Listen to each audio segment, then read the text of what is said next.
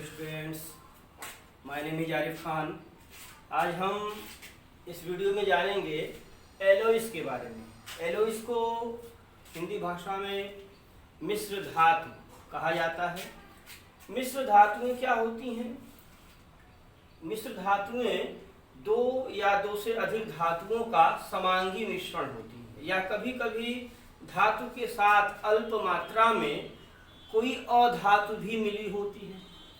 मतलब homogeneous mixture of two or more metals, homogenous mixture of two or more metals, या कभी कभी metals के साथ नॉन मेटल्स भी मिली होती है। तो दो या दो से अधिक धातुओं का समांगी मिश्रण धातु होगा। जैसे पीतल, पीतल यानी ब्रॉस, ठीक है, पीतल को ब्रॉस कहते हैं। ब्रॉस देखिए क्या है, ब्रॉस 80% कॉपर और 20% जिंक की मिश्र धातु है। इसमें 20% जिंक होगा और 80% कॉपर, तो यह मिश्र धातु बनेगी, पीतल कहलाएगी। और जो धातुएं कभी कभी धातुओं के साथ अधातु भी मिली होती है।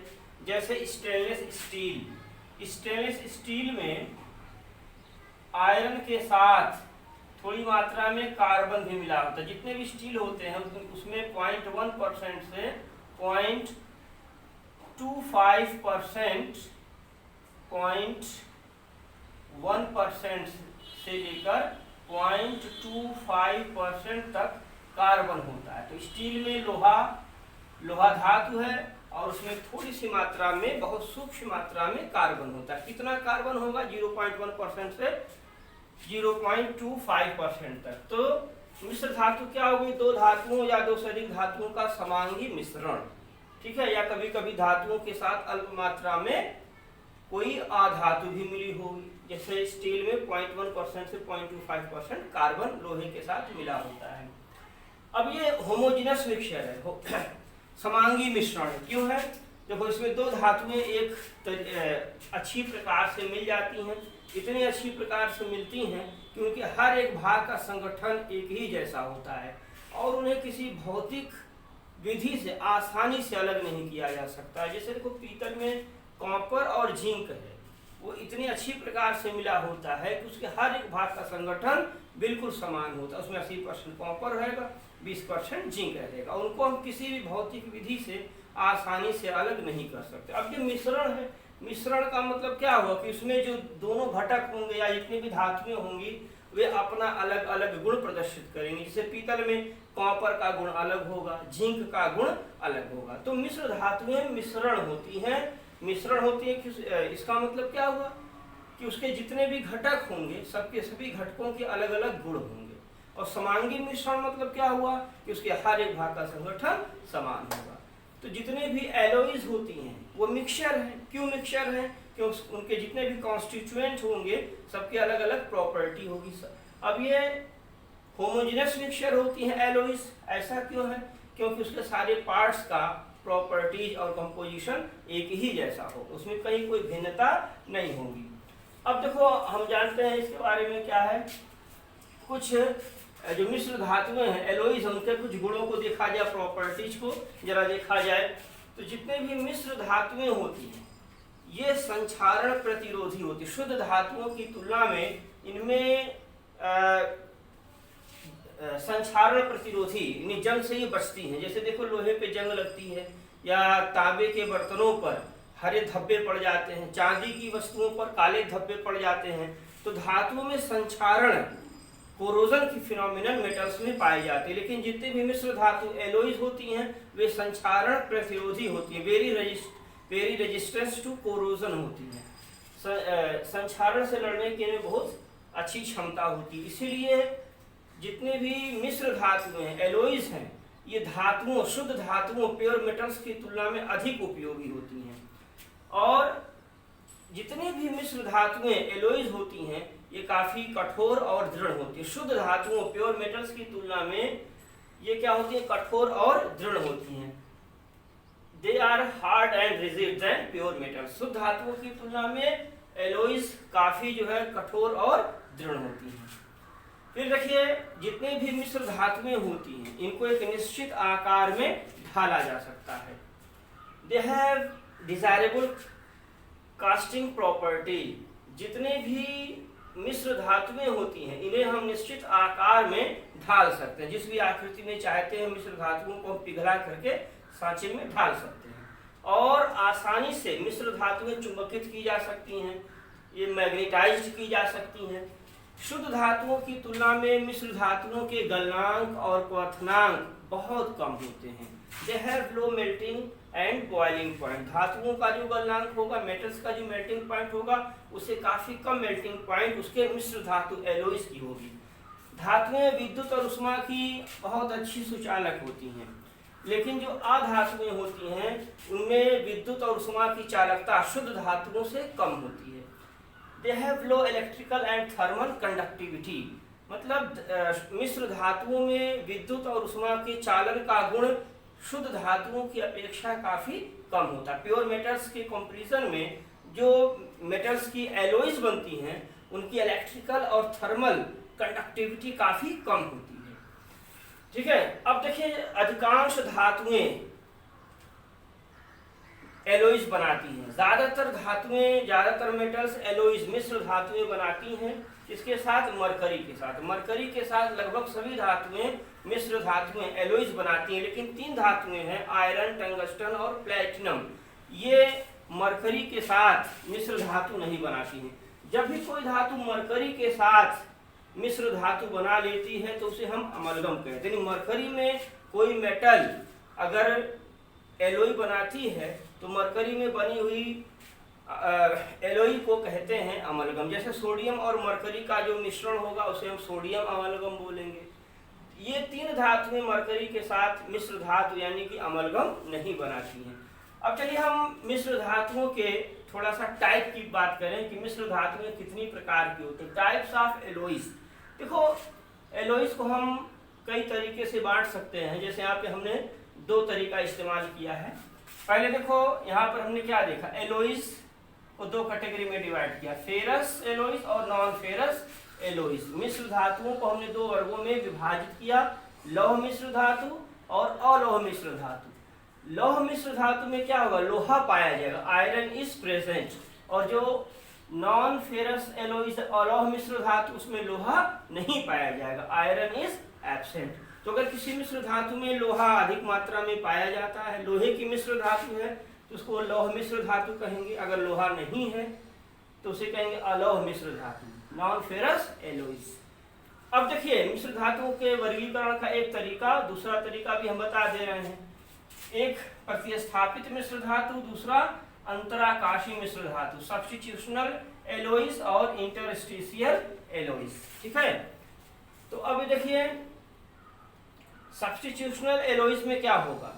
इसमें जैसे मान लीजिए कॉपर हम लिए हुए हैं, कॉपर का टुकड़ा लिए, इसमें क्या होगा, बहुत सारे कॉपर के परमाणु होंगे। अब जैसे अभी हमने देखा था पीतल, ठीक है ना, पीतल हमने देखा था। ब्रॉस क्या होता है, कॉपर और जिंक की मिश्र धातु होती है।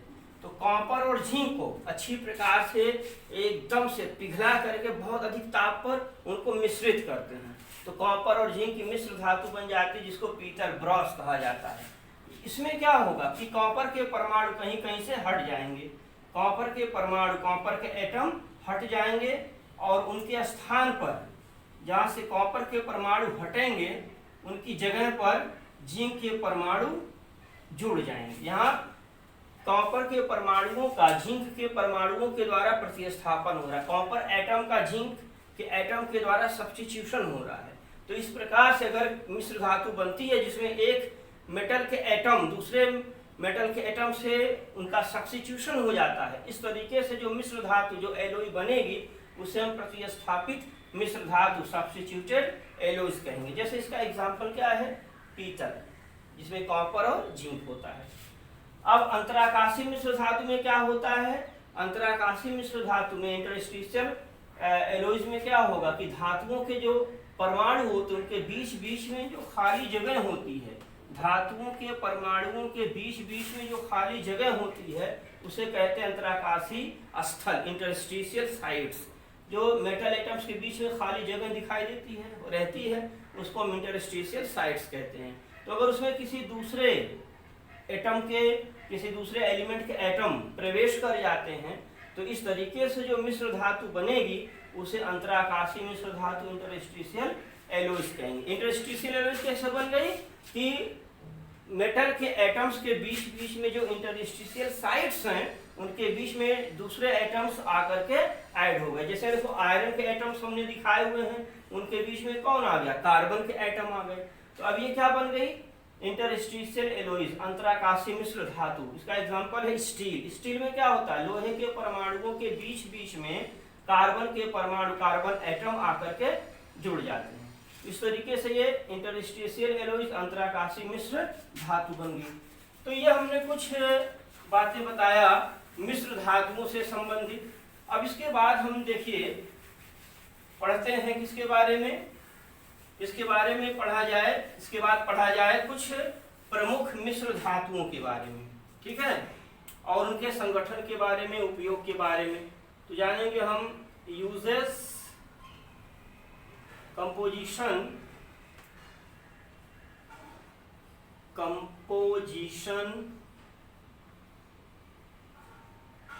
And uses of important alloys. ठीक है, क्या पढ़ना है, प्रमुख मिश्र धातुओं के संगठन, प्रमुख मिश्र धातुओं के संगठन एवं उपयोग। ठीक है, बहुत सारे प्रतियोगी परीक्षाओं में पूछा जाता है। तो सबसे पहले हम इसमें पढ़ें जैसे पीतल के बारे में। पीतल को कहा जाता है ब्रास। तो जानिए पीतल क्या होती है। पीतल का संगठन, कंपोजिशन अगर हम देखें तो पीतल में कॉपर कितना होता है, लगभग 80%। ठीक है, और जिंक कितना होता है, लगभग 20%। अब पीतल का उपयोग कहाँ कहाँ पर होता है। पीतल से हम क्या बना सकते हैं, बर्तन बना सकते हैं, मूर्तियां बना सकते हैं, और जो बंदूकों में कारतूस होती है, कारतूस बनाने में पीतल का इस्तेमाल किया जाता है। ठीक है, उसके बाद हम अगली मिश्र धातु देखते हैं, कौन सी है, कांसा। ठीक है, कांसा भी बहुत महत्वपूर्ण मिश्र धातु है। इसको कहा जाता है ब्रॉन्ज, नाम सुना होगा। ब्रॉन्ज क्या होता है, ये भी कॉपर, और ये कॉपर और टिन की मिश्र धातु। इसमें कॉपर होता है 88% और टिन होता है 12%। ठीक है, अब इसका देखिए कांसा का उपयोग कहाँ करते हैं, बर्तन बनाने में और सिक्के यानी कॉइन्स बनाने में। ठीक है, कॉइन्स बनाने में इसका इस्तेमाल किया जाता है कांसा का। इसके बाद देखो और हम क्या देख सकते हैं, gun metal. Gun metal, gun metal copper की मिश्र धातु होती है। गन मेटल में लगभग 90% कॉपर होता है, जिंक करीब 2% और टिन धातु लगभग 8% होती है। यानी गन मेटल क्या होता है, कॉपर, जिंक और टिन की मिश्र धातु होती है। इसका उपयोग कहाँ पर करते हैं, बंदूकों के पुर्जे बनाने में। बंदूक देखे होंगे, बंदूक और मशीनों के पुर्जे गन मेटल के ही बनाए जाते हैं। तो बंदूक तथा मशीनों के पुर्जे बनाने में इसी का इस्तेमाल किया जाता है, गन मेटल का। इसके बाद देखिए अगली मिश्र धातु जैसे क्या हो सकती है, जर्मन सिल्वर। German silver. ठीक है, तो ये कुछ धातुओं, कुछ मिश्र धातुओं का एग्जाम्पल भी हम बताते चल रहे हैं। कॉपर इसमें होता है 90% जर्मन सिल्वर में। ठीक है, सॉरी 60% कॉपर होगा, और जिंक होगा लगभग 20%, और इसमें निकिल होगा लगभग 20%। तो जर्मन सिल्वर क्या होती है? कॉपर, जिंक और निकिल की मिश्र धातु होती है। जर्मन सिल्वर का हमने संगठन भी बताया। अब इसका देखिए उपयोग कहाँ होता है? जो चमकीले बर्तन होते हैं और ये मूर्तियाँ, ठीक है, उसे बनाने में जर्मन सिल्वर का इस्तेमाल किया जाता है। ठीक है, इसके बाद देखिए जर्मन सिल्वर के बाद अगली मिश्र धातु देखी जाए। जर्मन सिल्वर हो गया। इसके बाद देखो कृत्रिम गोल्ड। कृत्रिम गोल्ड, इसी को कहा जाता है रोल्ड गोल्ड। यह भी कॉपर की एक मिश्र धातु है, रोल्ड गोल्ड। ठीक है, इसका प्रयोग नकली क्या नाम है इसका, ज्वेलरी वगैरह में होता है। इसमें कॉपर होता है लगभग, कॉपर 90% और एल्युमिनियम होगा इसमें लगभग 10%। तो कॉपर और एल्युमिनियम की मिश्र धातु होती है कृत्रिम गोल्ड। इसका प्रयोग कहाँ पर करते हैं? आर्टिफिशियल ज्वेलरी बनाने में। ठीक है, आर्टिफिशियल ज्वेलरी बनाने में इसका इस्तेमाल करते हैं। इसके बाद देखो भाई ड्यूरालुमिन।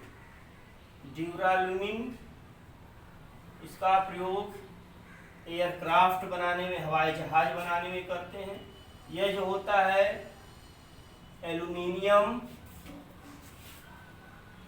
कॉपर, मैग्नीशियम और मैग्नीज की मिश्र धातु है। इसमें एल्युमिनियम होता है लगभग 95% ड्यूरालुमिन में, कॉपर होता है इसमें लगभग 4%, मैग्नीशियम होता है 0.1%। ठीक है, और मैग्नीज कितना होता है? 0.1%।